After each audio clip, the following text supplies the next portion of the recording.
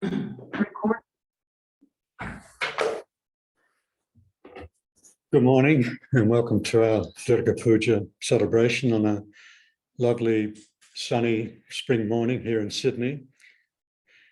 We have a rather simple program this morning. We're not back in Vedanta Hall yet, of course, but we have two nice talks coming up, one by Mithu Dutta and the other one by Pravrajika Sridharaprana. First, we will start with some chanting by the Sri Sarada Nuns.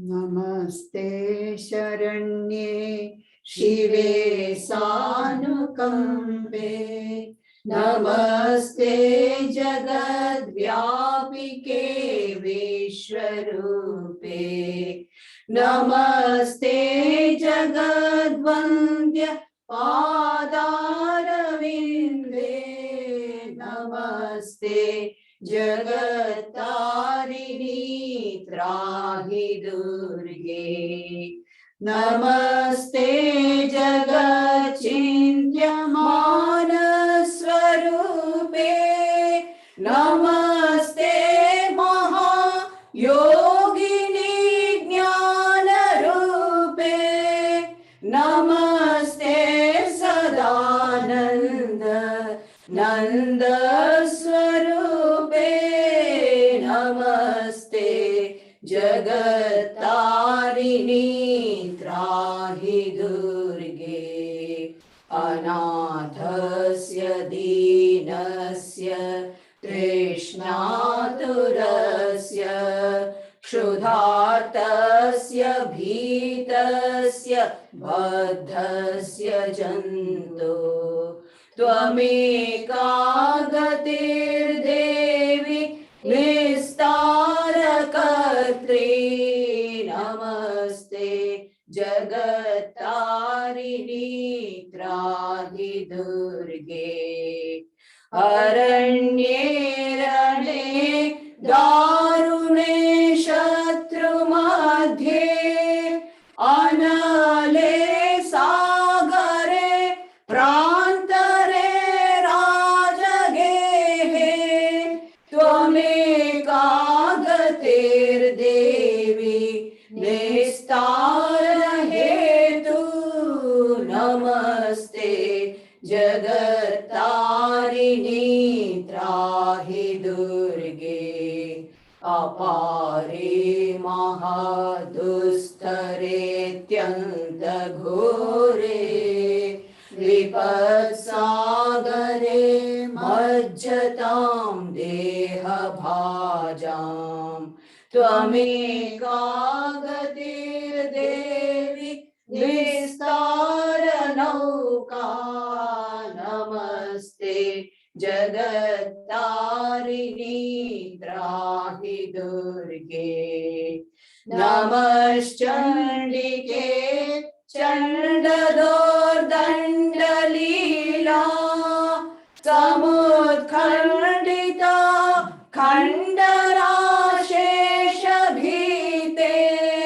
Tvameka gatir vigna Sandoha hantri Namaste Jagatarini Trahi Durge Tvameka jita rajita satyavadenyame ajita krodhana krodhanishta ida pingalatvam sushumna chanali namaste jagatarini trahi durge namo devi durge shive bhimanade saraswatyaradhatya mogha swarupe vibhuti रची काल रात्रि सती त्वं नमस्ते जगत्तारिणी त्राहि दुर्गे नमस्ते जगत्तारिणी त्राहि दुर्गे.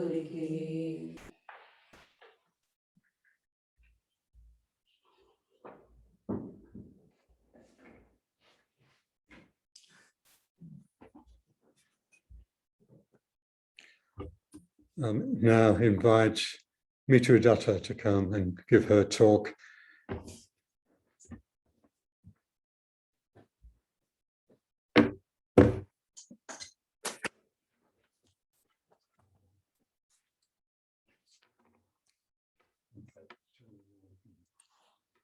I'm ready.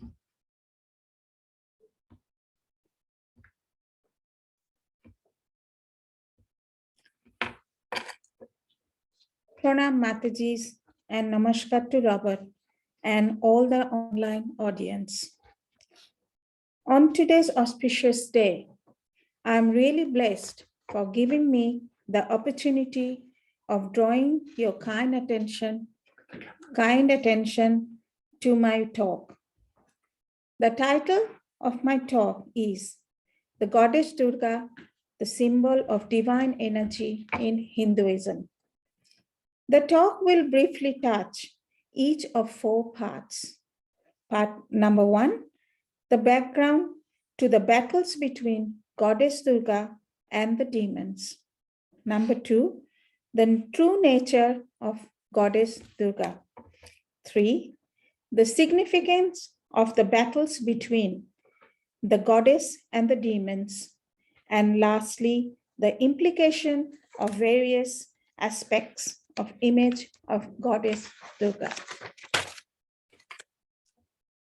Part 1.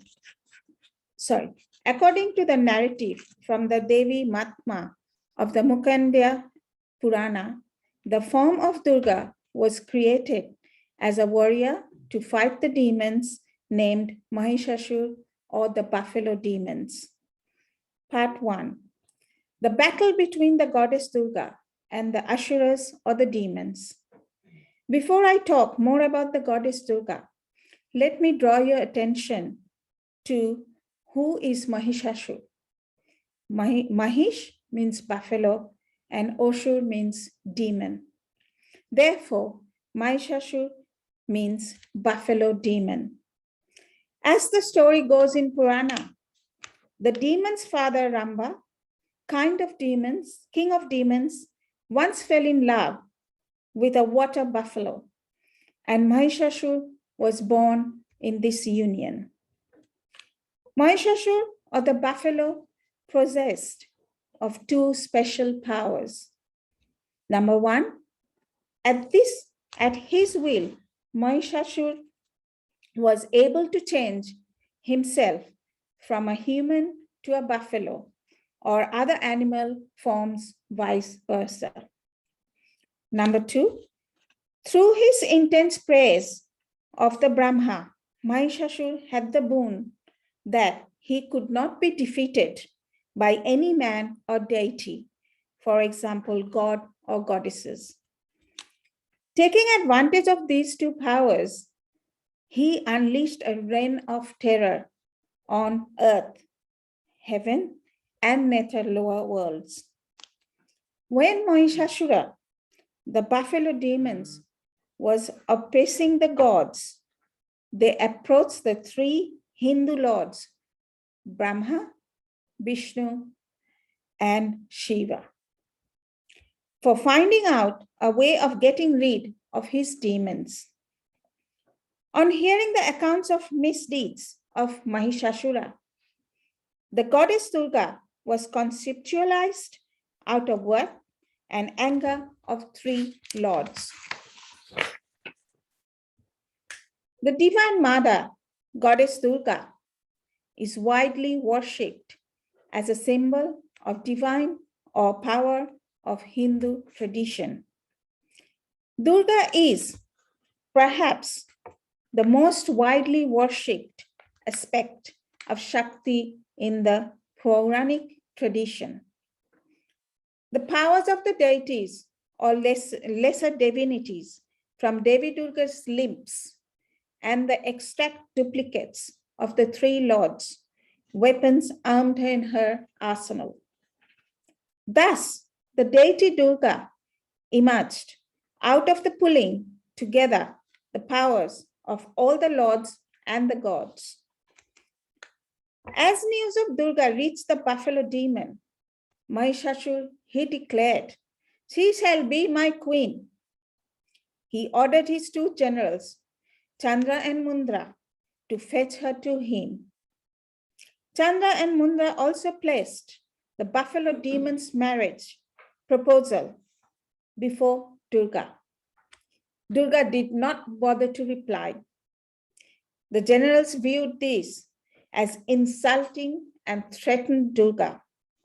The mighty goddess responded by swinging her sword, and in one grand sweep, she cut both the generals' heads. Afterwards, a great battle commenced. As the buffalo demon attacked Durga, mountain shook, ocean trembled, clouds scattered across the sky. Mahishasur rushed towards her, sometimes as a buffalo, sometimes as a lion, and sometimes as an elephant.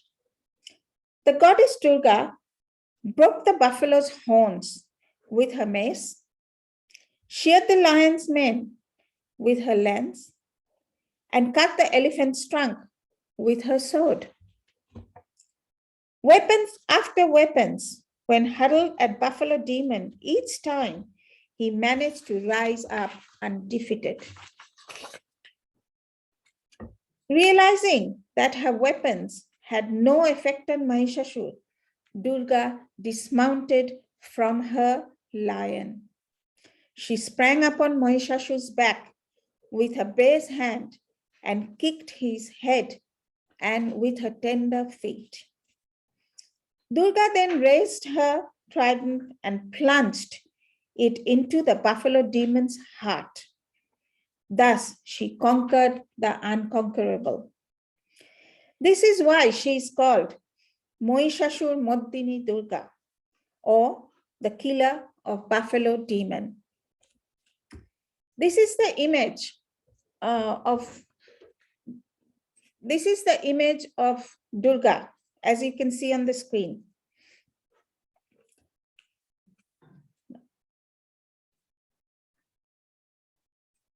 Part 2. What's the true nature of Goddess Durga? The deity Mahishasur Mardini Durga is power inscrutable, impossible to describe or interpret, by which the whole universe is permitted and agonized.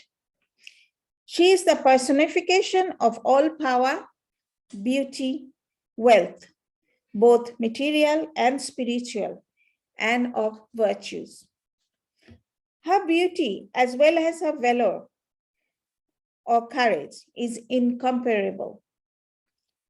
She is the embodiment of yajna, that means sacrifice, paravidya, the highest knowledge concerning the spirit, as well as aparavidya, knowledge of the secular sciences. It is she who dispels difficulties and annihilates the evil ones.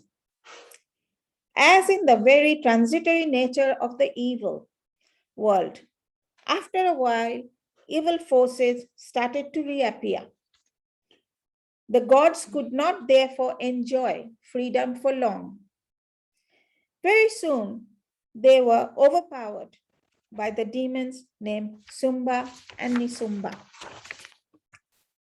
So the gods had to run to the Himalayas and supplicate the Shakti or Devi again. In response to this prayer, Devi manifested herself as Kaushiki Durga. By the way, some researchers think Kaushiki Durga is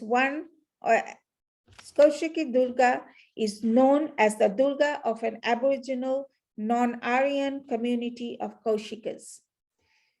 Anyway, the world bewitching between Kaushiki Durga attracted the attention of two demons, Sumba and Nisumba, who sent proposals of marriage through an assistant. Devi Durga agreed to marry only one of them, to who would be able to vanquish her in a battle. Unfortunately for the demons, in a moment of weakness and foolishness, they made attempts at forcefully dragging her away, which eventually ended in a disaster for both of them. Instead of giving the details of this fight between Kaushiki Durga and the demons, let me go to another very general question. Part 2. What's the significance of the battle between Goddess Durga and the demons? All these demons that we have mentioned are generally known as Asuras. They are archetypes of highly egoistic people who revel in a life of pleasures of the body and the sense organs. Symbolically, they represent various states and states of egoism. One category of Asuras or demons stand for the grossest state of human beings' ignorance and egoism, while another category of Asuras represent a more subtle state of egoism. The second category of Asuras is in fact our mind, each wave of which gives rise to other waves and thus multiples to our troubles. Thus, we could see that different demons represent various stages and states of egoism. So to tackle different types of demons, one needs different medicines. The demons, Chandra and Mundra, were in fact too mean, and their heads were cut off by Durga in one grand sweep of her sword. As for previously mentioned demons, Mahishasura, Sumba and Nisumba, the Devi Durga was obliged to give them a straight fight. What's the lesson? Lower states of ignorance and egoism. The lower states of ignorance and egoism is typified by Chandra and Mundra, should be destroyed by sudden burst of energy of rough handling.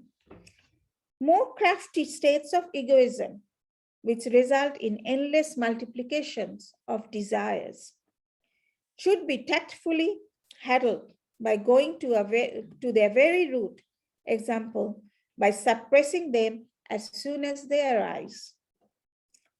When the Asura is actually in mind, each wave gives rise to other waves.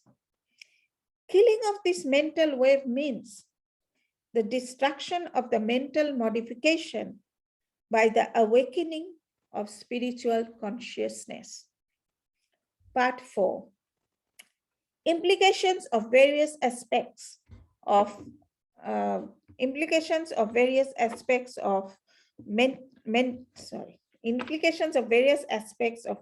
of Durga. The goddess Durga protects mankind from evil and misery by destroying evil forces such as selfishness, jealousy, prejudice, hatred, anger, and most importantly, ego.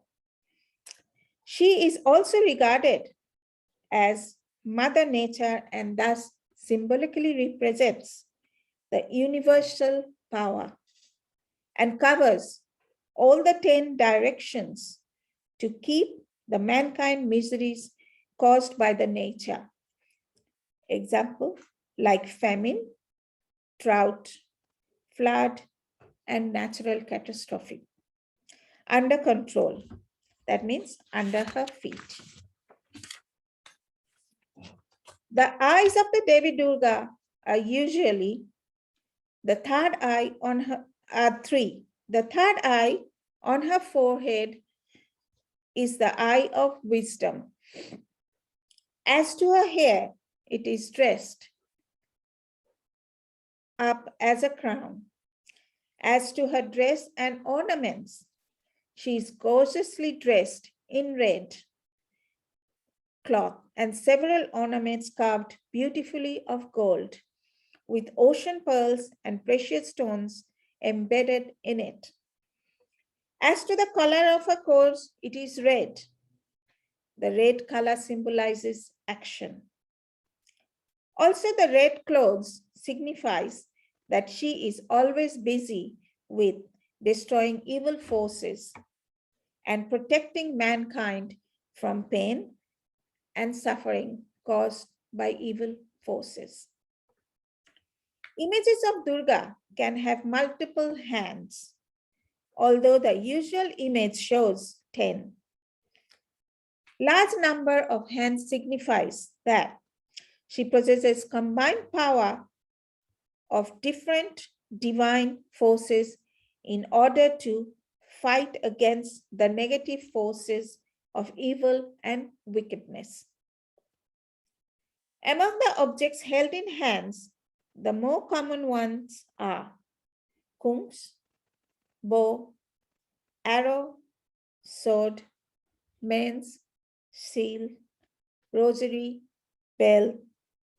The objects also includes Vishnu's discus, Rudra's trident, Indra's thunderbolt, Brahma's kumundula, and Kube's gada. The sound that emanates from the kungs is the sound of the sacred syllable which is said to be sound of creation. As kungs is one of Durga's hands signifies the ultimate victory of virtue over evil, or victory over righteousness over unrighteousness.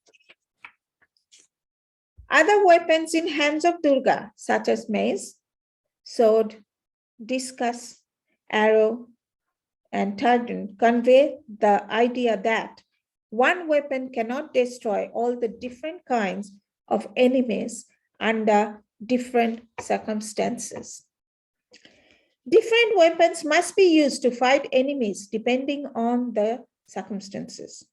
For example, selfishness must be destroyed by detachment, jealousy by desirelessness, prejudice by self-knowledge, and ego by discrimination. Devi Durga may be shown as standing on a lotus or on a buffalo head, or as riding on a lion or a tiger. Lion, the royal beast, her mount, represents the best animal creation.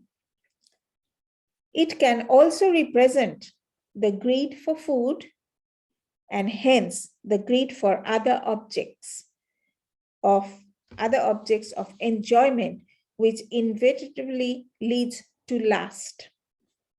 A tiger symbolizes unlimited power. Durga riding a tiger indicates that she possesses unlimited power and uses it to protect virtue and destroy evil. To become a divine devata, one should keep one's animal instincts under complete control. This seems to be the main lesson one can draw from the picture of Durga's standing on a buffalo's head, or riding on a lion or a tiger. Thank you for your attention.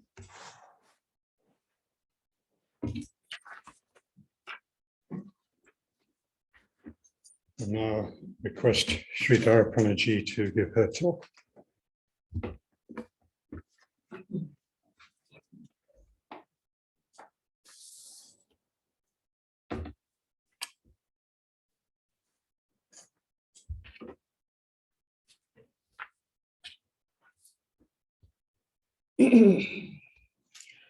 Om Vishweshwaritam Paripasi Vishwam Vishwatmika Dharayasiti Vishwam Vishveshavandya Bhavati Bhavanti Vishwashriyaye Tvai Bhakti Namraha.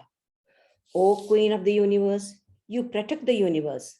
As the self of the universe, you support the universe. You are the goddess, worthy to be adored by the Lord of the universe. Those who bow in devotion to you themselves become the refuge of the universe. Mithu has covered quite a bit of Mahishasura Mardini's aspects. So I'll go into the worship, ritualistic worship of Mother Durga, what it signifies. Navaratri, the auspicious 9 days, beginning from the first day of the bright half of month of the Ashwin month. That's mid-September and mid-October it comes. Is observed throughout the length and breadth of the country in a very solemn way. The Hindus of all denominations look upon these days with a feeling of sanctity.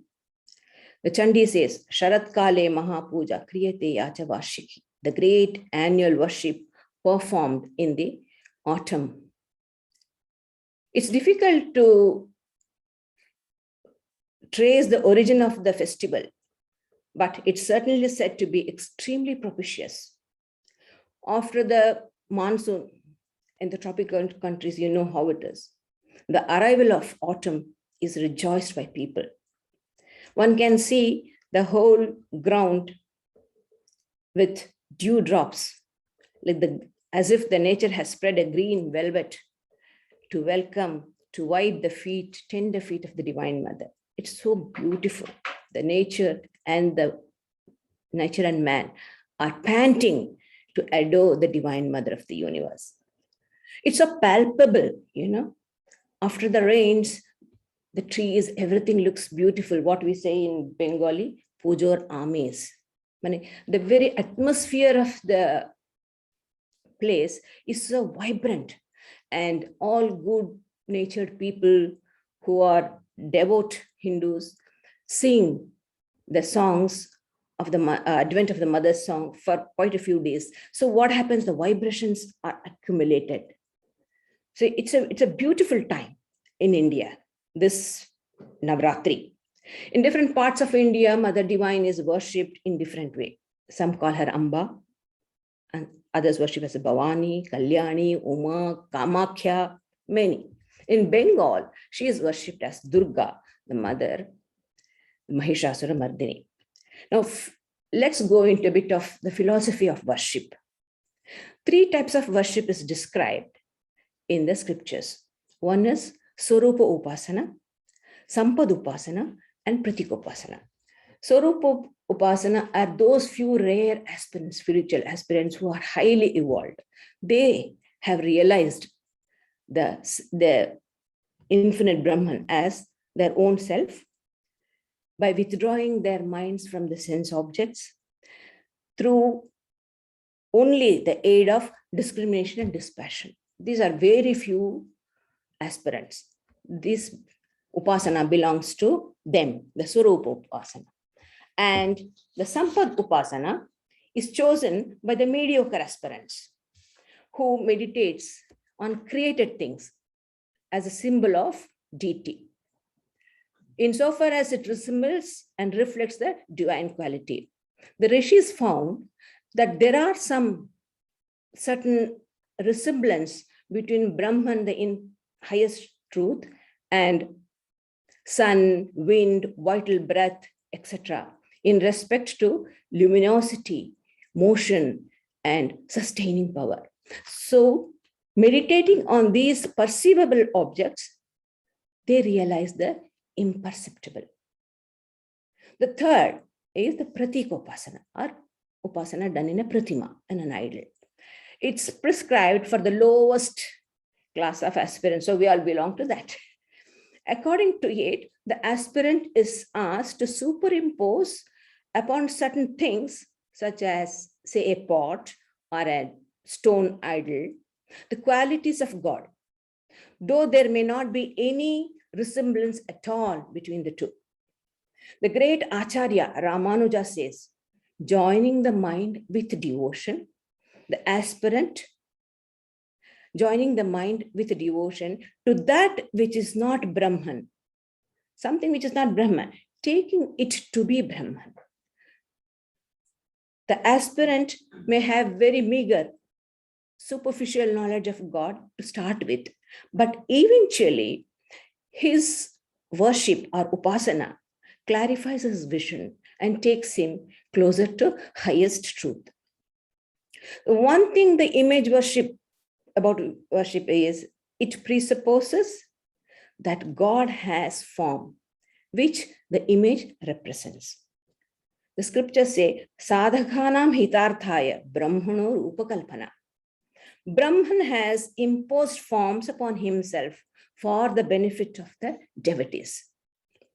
It's true that the image worship is not highest impersonal Brahman, but the great sages have realized Brahman and his divine forms, which they have left to the posterities some great ideas about the truths of the meditation and worship. These were embodied in these external images to make them visible to the eye. The highest truth is not only absolute and transcendental, it's immanent too. It appears as covering and permeating in the relative world. As the Upanishad says, Isha vasimidam sarvam yatkincha jagatyam jagat. By God is to be covered all that is transient in this transitory world. Sri Ramakrishna says, is God just only when you close the eye? Isn't he there when you open your eyes? So relative objects are nothing but the modes or different manifestations of Brahman. As such, images are not mere clay or stone representation of Brahman, but Brahman himself. Sri Ramakrishna and Yam had a conversation. When Yam came for the second time, he had still not recognized Sri Ramakrishna as his guru. So he had the nerve to argue with him.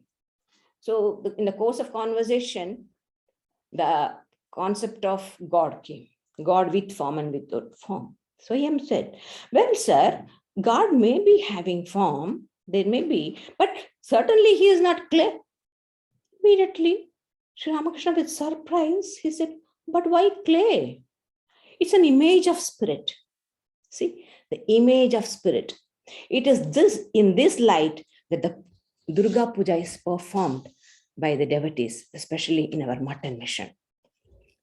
Durga Puja is performed on the 3 consecutive days, 7th, 8th, and 9th. It starts from the 6th evening. I'm going to dwell upon 2 aspects of the rituals. On the 6th day, a simple ritual is performed. The aspirant worships the Divine Mother. It's called as Bodhan, awakening. The mother has to be awakened. So a simple ritual. The devotee sits under the tree of Vilva and awakens the Divine Mother and prays to her to dwell in the tree for the night. And the next morning, he comes and cuts a branch of the tree and places that in the main altar, and the worship is done. So the goddess is nothing but the sleeping divinity in the sadhaka. The sadhaka has to awaken this Kundalini Shakti, the sleeping divinity. And when it awakens, it courses through the Sushumna channel, covering all these chakras, the 6 chakras, and finally, ultimately, it rises to the Sahasrara and mingles or becomes one with Shiva. And there, with that, the liberation of the spiritual aspirant is secured. So this is the symbol. This ritual is the symbolic representation of this awakening of the Kundalini. And the Vilva tree is the spine. You know, it's so beautiful. It's a simple thing. but it has such wonderful, profound significance. Can I have the Durga image?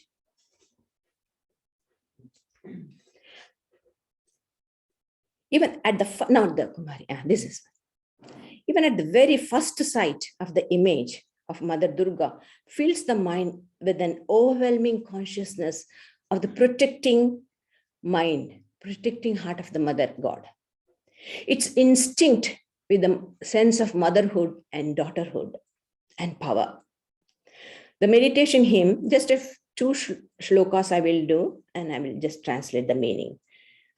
Because the Sanskrit is very beautiful, though you do not understand, many of you may not know, but it has its a wonderful power. Jatajuta samayuktam ardhendu krita shekharam lochanatraya samyuktam purnendu sadrishananam atasi pushpavarnabham supratishtham sulochanam navayovana sampannam sarva bharana bhushitam.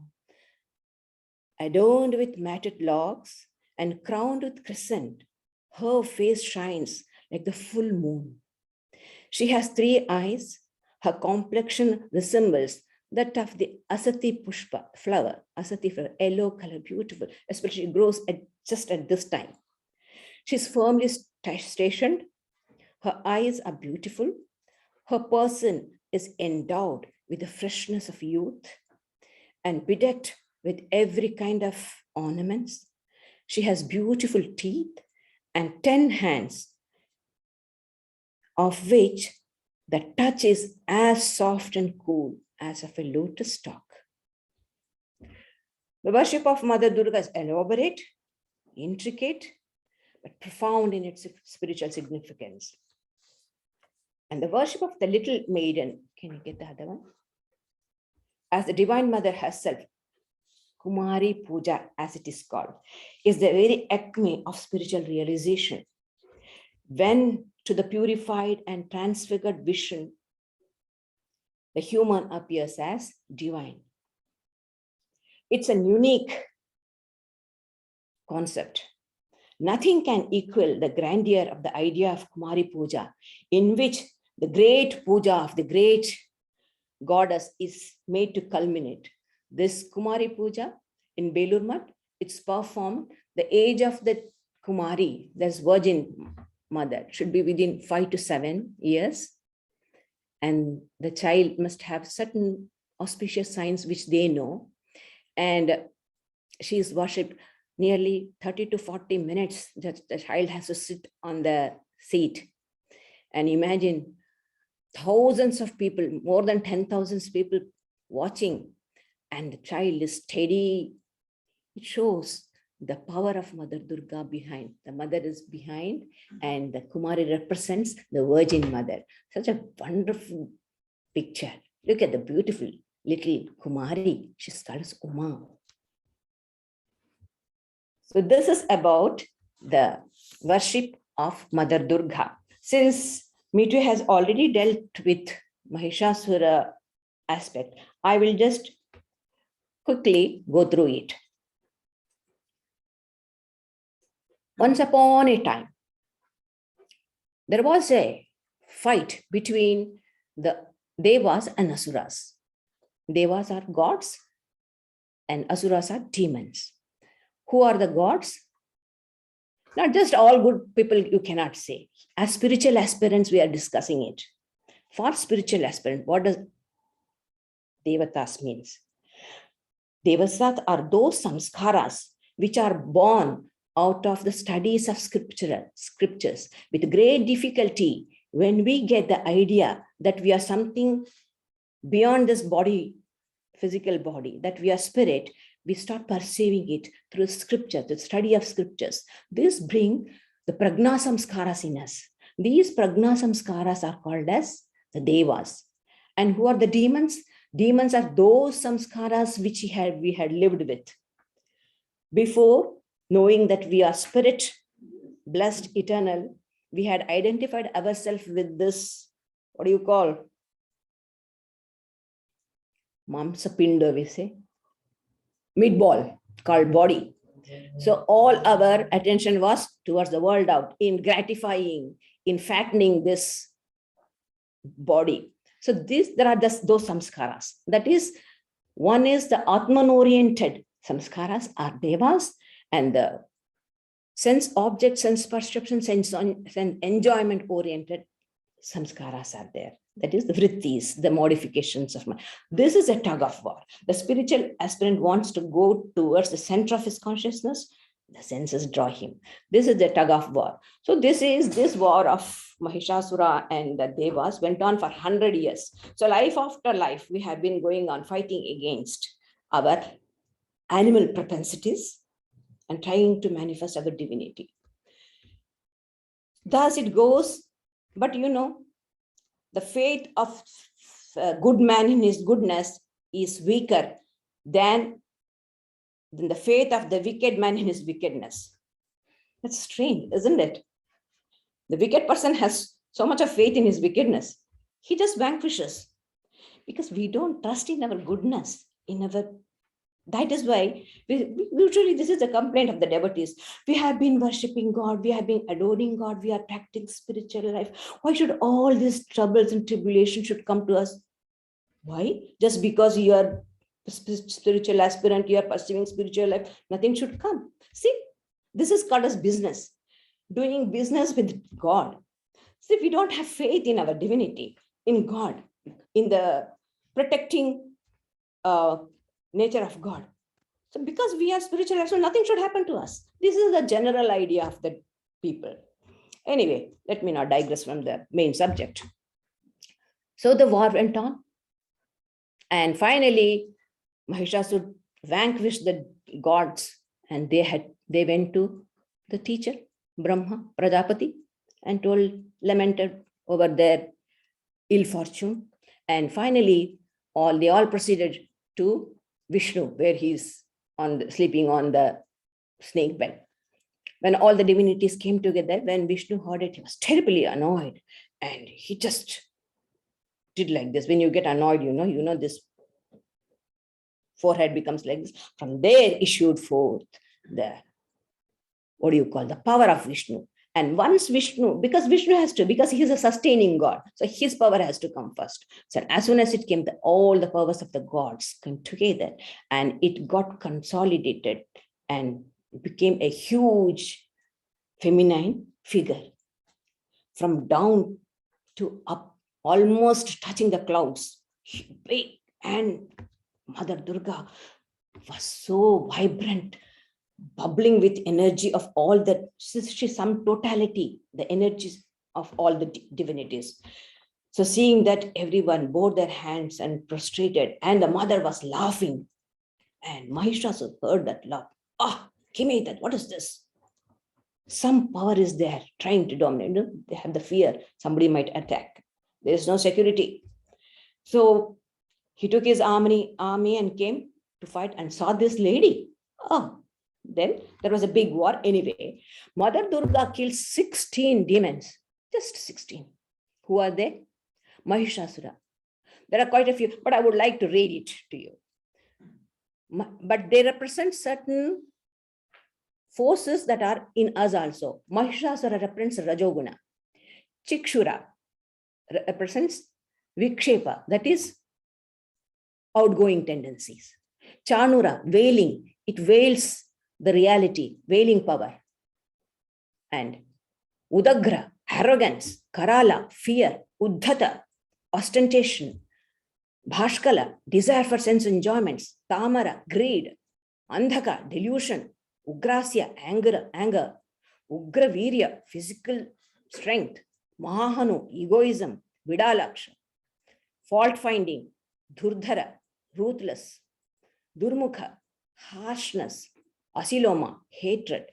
So we are sure we all have this to some degrees.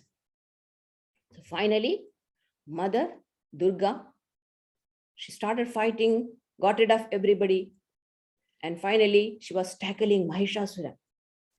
You see, though these are all demons, Mahishasura also is her creation, her child, a very bad child. He is a threat to the community.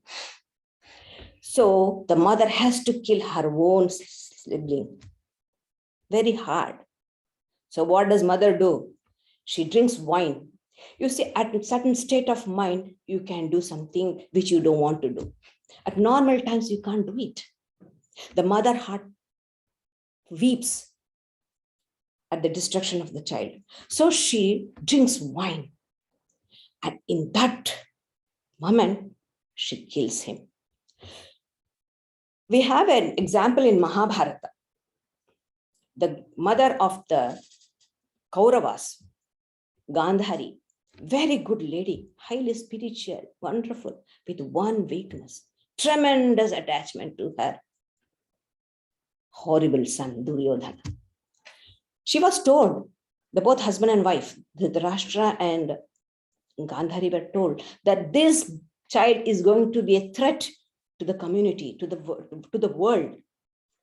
Get rid of him. Get rid of him. No, the attachment.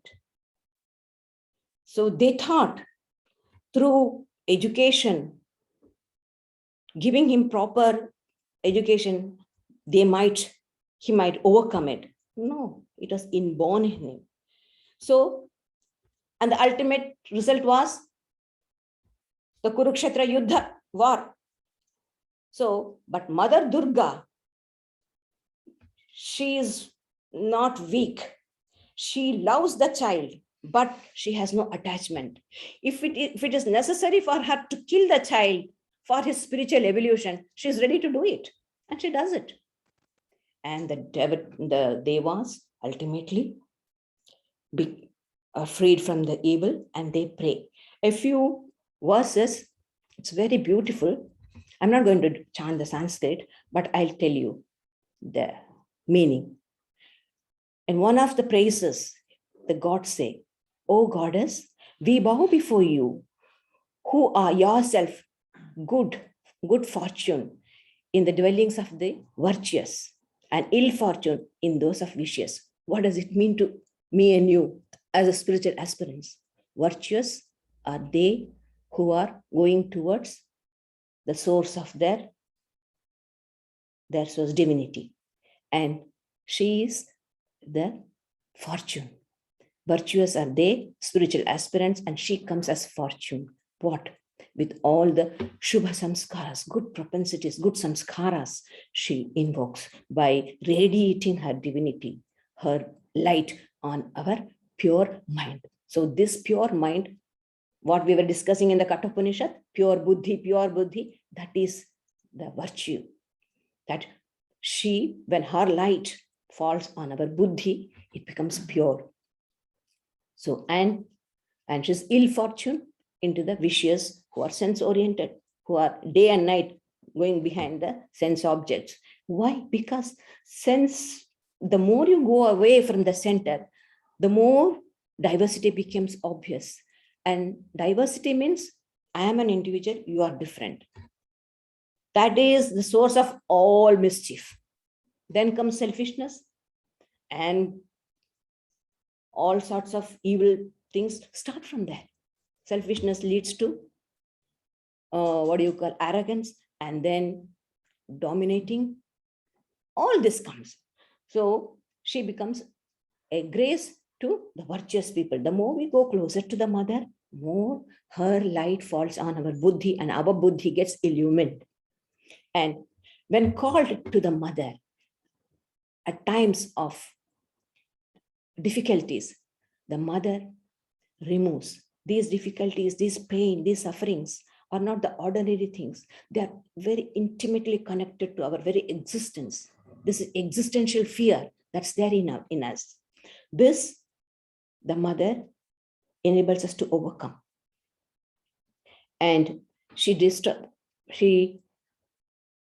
enables us to overcome the poverty. What is the poverty? What is meant by poverty? The sense of want. That's the povertiness. But when we become atmatripta, when we become self-satisfied, when we are satisfied with the mother, then there's no want. Then they are the richest person. Maybe possessing nothing, but happiest person. We were discussing on the Friday class. What simplicity? something about simplicity. Voluntary simplicity. And voluntary simplicity. This comes only when you have got some higher aspiration, when your mind is connected to something. If not, it will not come. No. For sometimes we may, but the lingering of the desires are there. So that can be overcome only with the light of the consciousness. When the divine light, when the mother's light, when mother's grace falls on us, then this voluntary simplicity comes. And at the same time, we are full of joy, happy. Have you ever seen Sri Ramakrishna sad? Holy Mother says, I have never seen, be it with children or elders or with whomever. He was always happy, full of joy. So what else we want? Actually, what are we asking for? Joy. That's the one thing we want. And that you will get only the mother.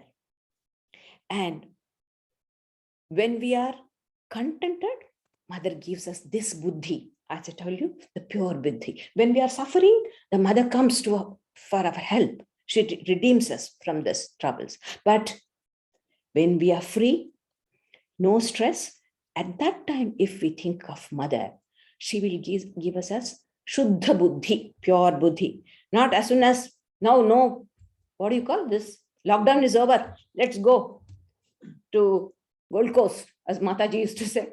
Immediately, no, you will not get the grace of mother if you go on a, Gold Coast and other things. At such times, when you are free from stress and strain, then try to contemplate. It is at this time we have to stick to our spiritual practices. So this is what it says. And finally, creation, sustentation, destruction, these are her cosmic powers of Mother Durga. None can have such. There is no upama, there is no parallel to this power. She is powerful, but at the same time, she has tremendous kripa, compassion, even to the wicked.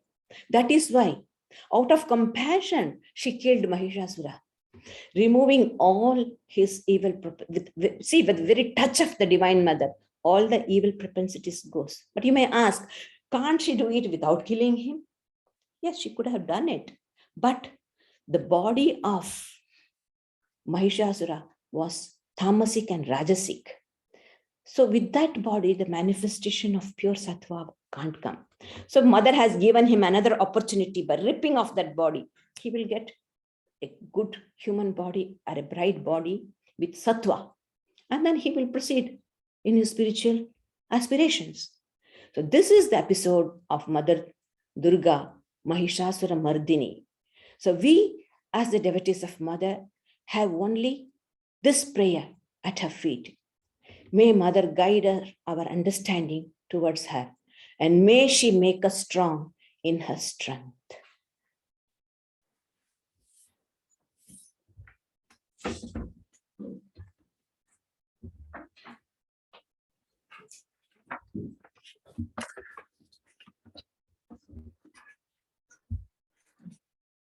So thank you everyone for joining us this morning for our Durga Puja celebration.